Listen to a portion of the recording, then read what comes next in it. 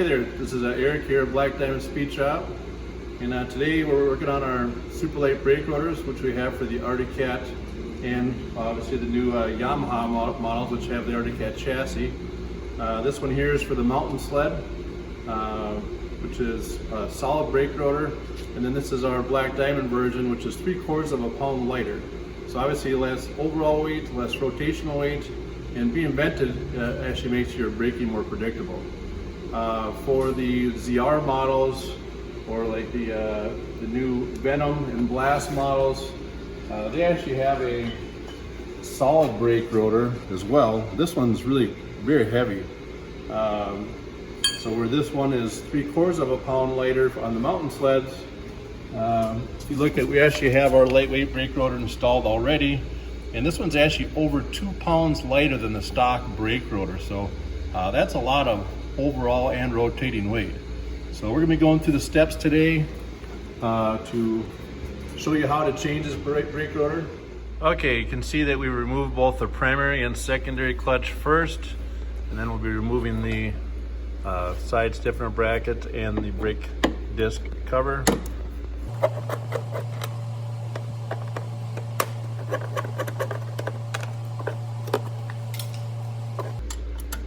Those are 8mm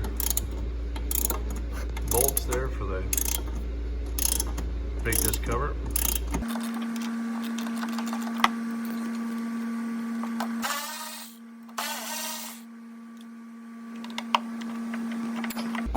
On the rear, there's another Torx bolt there. What size is that, Brady? 25. T25 Torx. And then there's one more Torx on the top of the brake cover there to be removed. Once again with the T25.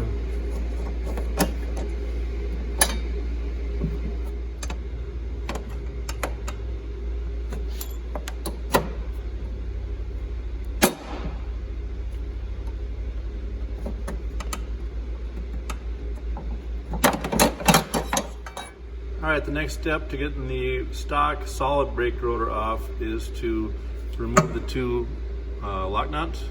So there's two ways to do it. You can use, like a screwdriver and a hammer, or you can see this is a prototype, but we've got a new tool that we'll be releasing at Black Diamond just to make it a lot easier to remove those nuts.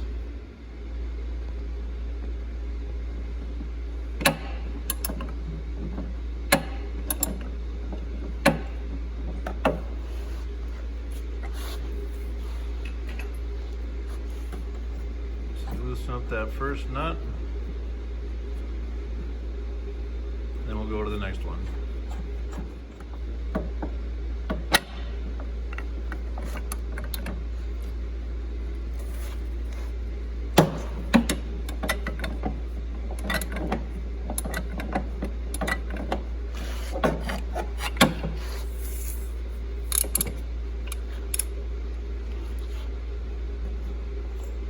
Now the second nut's loose, and keep in mind you want to have the brake lever on with the emergency brake set to hold that in place when you're loosening it. Alright, there's the 3 caliper bolts that need to be loosened up. Bree's going to point to them. There's the first one, there's the second one, and the third one's kind of behind the shaft, you can't see there. But those are the 3, it's a 10mm hex bolt that need to be loosened up. So the factory brake line has a retainer on it.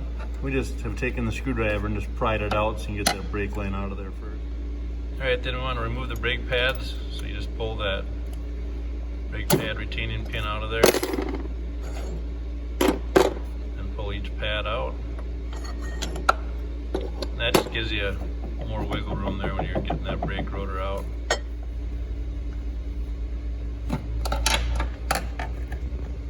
So it helps you put the screwdriver behind it just to kind of pry it out. Pull the caliper, slide it out, and pull the brake rotor out. It's a little bit of a tight fit, but there we go. Alright, when you put the new brake rotor on, just kind of pay attention to the cutouts on the outer perimeter of the brake rotor. And then just when you put the new brake rotor on, Just make sure you're putting it on the same way as it was from the factory. It's kind of maybe hard to see here, but if you compare them, the cutout's just a little different from the back side to the front side there. All right, now we're going to install the new Super-lite brake rotor.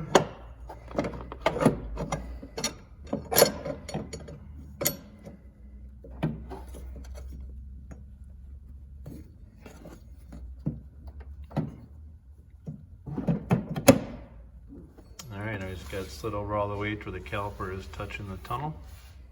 Alright, next step is to reinstall the caliper bolts. There's 3 of them from the back side there. You'll tighten them up with that 10mm hex.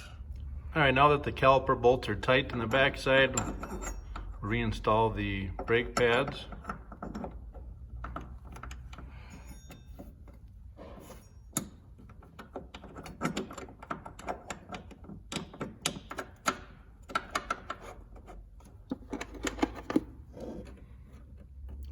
And then there's the locking pin that holds the brake pads in place.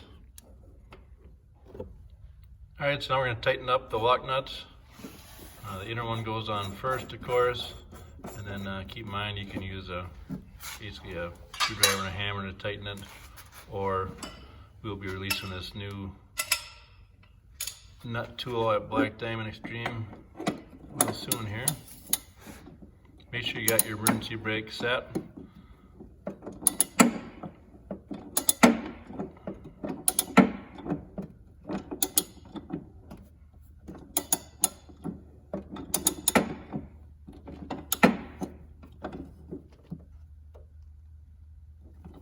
Snug that first one up tight,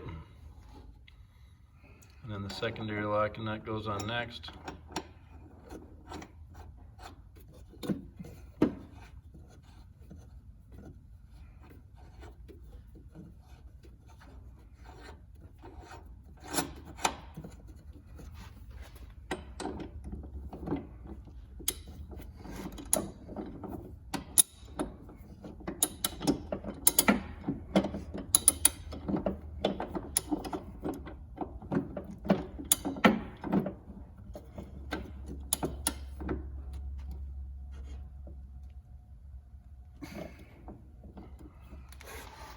And then those are tight. All right, so next put your brake line back into place and push the retainer back into place.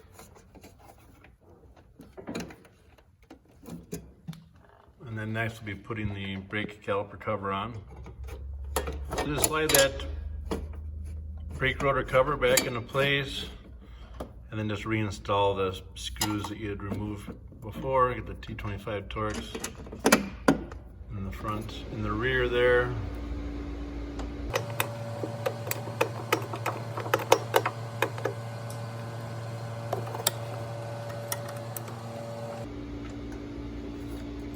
And then there's just the 2 nuts that go on, or excuse me, 2 bolts that go on the caliper in the front of the brake shield.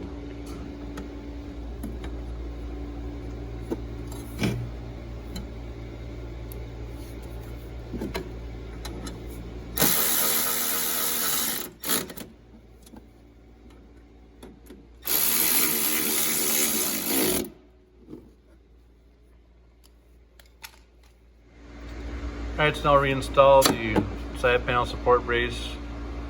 2 pins just fit in the holes of the brake shield. And then there's just the 2 large screws that fasten in place on the outside.